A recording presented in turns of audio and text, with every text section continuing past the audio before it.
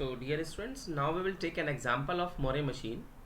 So, consider the example. Construct a Moore machine that takes all strings of A's and B's as input and count the number of occurrence of B in each string. जो भी string है उसमें किसको count करना है?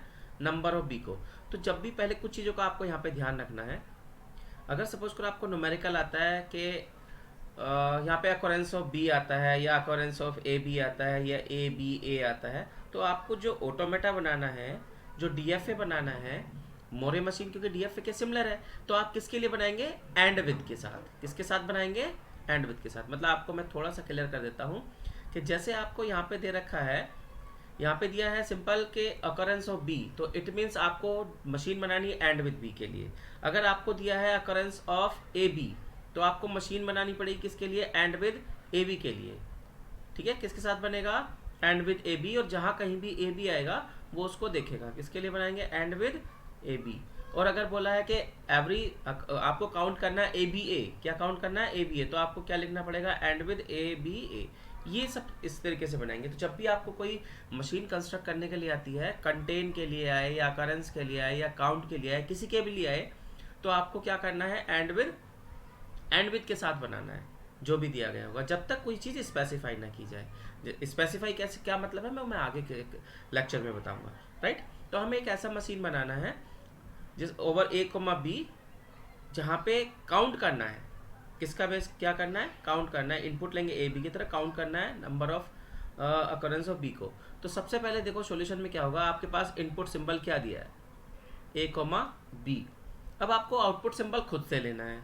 Count करना है, इसका मतलब आप काउंटिंग लेंगे, कोई नंबर लेंगे. तो नंबर के लिए मैंने क्या लिया? 0,1. अगर बी मिलेगा तो 1, नहीं मिलेगा तो क्या रहेगा? 0. सबसे पहले ये डिसाइड करना है. इनपुट आपको दिया गया है. कभी कभी किसी एग्जाम्पल में आपको आउटपुट सिंबल भी दिए गए होंगे, बट इन केस अगर आउटपुट सिंबल नहीं दिए गए हैं, it's up to you what you want to take. Like you want to take X और वाई, वो आपकी मर्जी है. तो आपको बताना पड़ेगा एवरी अकरेंस ऑफ बी मैं क्या प्रिंट करूंगा? वाई. और नहीं मिलेगा तो क्या प्रिंट करेंगे? एक्स. राइट. अब देखो मैंने क्या बोला, आपको जो भी बनाना है वो एंड विद डीएफए बना लीजिए एंड विद बी के लिए, बट इसमें कोई भी फाइनल स्टेट नहीं होगी. ठीक है. तो लैंग्वेज क्या होगी? देखो एंड विद बी का बी होगा, ए बी होगा, ए बी बी हो सकता है, एंड सो ऑन, जैसे डीएफए में था. तो हम सीधे सीधे नंबर ऑफ स्टेट्स कितने लेंगे? 2, क्योंकि इससे पता चलेगा. तो क्या हो गया हमारे पास? क्यू नॉट बी इनपुट किए, कहाँ पहुंचे? Q1. राइट. ये हो गया. अब B कहाँ पे एक्सेप्ट होगा? अगर हम DFA की बात करें Q1 पे, तो पहला B मुझे कहाँ मिलेगा? Q1 पे. जब पहला B मिला है तो उसको मुझे काउंट करना किससे? 1 से. और नहीं मिलेगा तो क्या रहेगा? वो 0. समझ में आया? अब देखिए कि अगर ये हमने इसके लिए बनाई थी, तो इस B से पहले कितने भी A हो सकते हैं और इस स्टेट पे कितने भी बी हो सकता है. और जैसे ही बी आए यहाँ पे ए, बी के लिए तो ये होगा, जैसे ही ए आएगा तो हम कहाँ मूव करेंगे?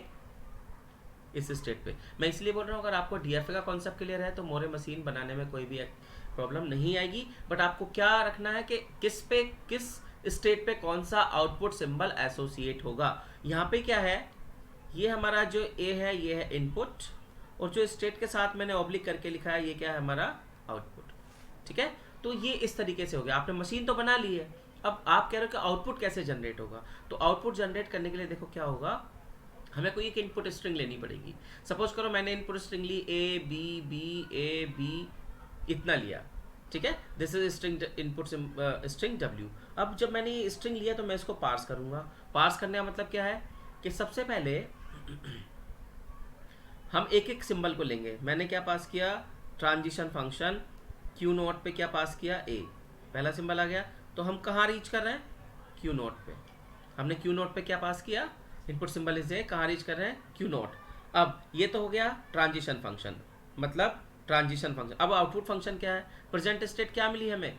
क्यू नोट, क्योंकि यहाँ से मिलेगी स्टेट क्यू नोट. और क्यू नोट के साथ कौन सा आउटपुट सिंबल एसोसिएट है? 0. तो यहाँ पे क्या आ जाएगा? 0. बट मोरे मशीन में एक कॉन्सेप्ट आता है कि मोरे मशीन में क्या होता है कि अगर आपके पास सपोज करो कि इनपुट स्ट्रिंग की लेंथ n है. क्या मोरे मशीन में क्या होता है? If you have input string length, आपके पास अगर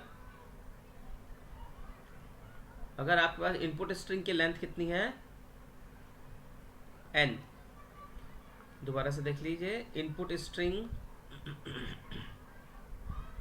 लेंथ कितनी है n, तो आउटपुट स्ट्रिंग की लेंथ क्या हो जाएगी, आउटपुट स्ट्रिंग की लेंथ क्या हो जाएगी n+1। देखो कैसे, आउटपुट स्ट्रिंग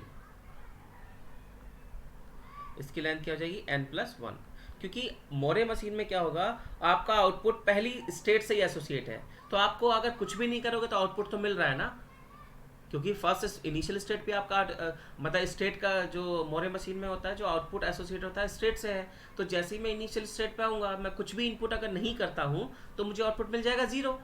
तो यहाँ पे क्या होगा, अगर यहाँ पे इनपुट स्ट्रिंग की लेंथ कितनी है 1 2 3 4 5, कितनी है 5, तो आउटपुट की कितनी आनी चाहिए 6। अब वो कैसे आएगी देखो, सबसे पहले जो हमारे पास इनपुट स्ट्रिंग दिया है w = a b b a b, right, इसको हम पास करेंगे।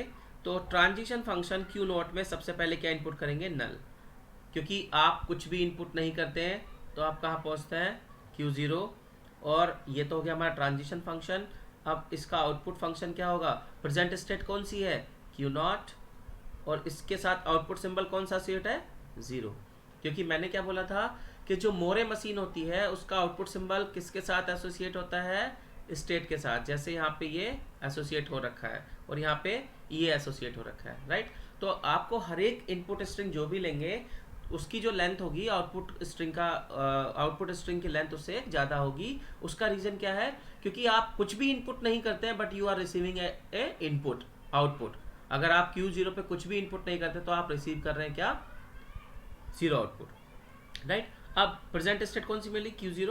अब हम फिर से देखेंगे Q0 में कौन सा स्ट्रिंग पास करेंगे, स्ट्रिंग सिंबल a पास करने पे हम कहाँ जा रहे हैं, देखिए डायग्राम में Q0 पे ही है, मीन्स दैट लैम्डा क्या होगा, प्रेजेंट स्टेट इज Q0 और इसका आउटपुट इज 0। अब अगेन हमें Q0 स्टेट है, Q0 पे क्या इनपुट कर रहे हैं b, एंड कहाँ जा रहे हैं हम Q1 पे, कौन से स्टेट पे पहुंच रहे हैं Q1 पे। ये तो हो गया ट्रांजिशन फंक्शन। अब आउटपुट फंक्शन क्या है, प्रेजेंट स्टेट इज Q1 का आउटपुट कितना है 1। देखो पहला b मिला तो क्या प्रिंट हो गया 1। अब हम फिर आगे बढ़ते हैं Q1 प्रेजेंट स्टेट कौन सी Q1 है, Q1 पे क्या इनपुट किया b, क्योंकि दूसरा सिंबल क्या है b है, तो यहाँ से कहाँ रहते हैं हम Q1 पे रहते हैं, और Q1 पे रहते हैं तो Q1 का आउटपुट क्या है 1 है, क्योंकि प्रेजेंट आउटपुट जो डिपेंड करता है मोरे मशीन का, it is only depend on present state, right.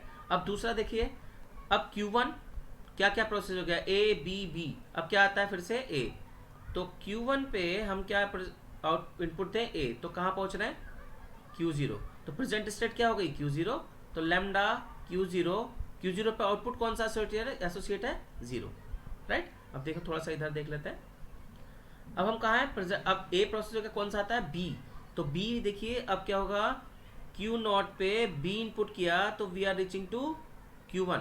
ये तो हो गया हमारा transition function, but output function क्या होगा, output function says that Q1, और Q1 के साथ आउटपुट कौन सा एसोसिएट है 1। So this is the output based on the given input this string.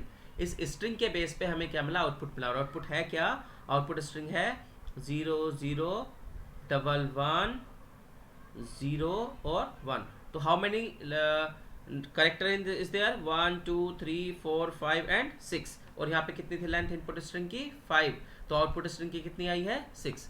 तो this is the concept behind how the Moore machine can produce the output. सबसे पहले आपको क्या करना है, डिजाइन आना चाहिए, और उसके बाद क्या होगा, आपको उसके बेस पे पार्स करके कोई इनपुट स्ट्रिंग दी गई है उस पर आउटपुट प्रोड्यूस करना आना चाहिए, राइट। अब हम कुछ और एग्जांपल लेंगे, उसमें आपको और क्लियर होगा।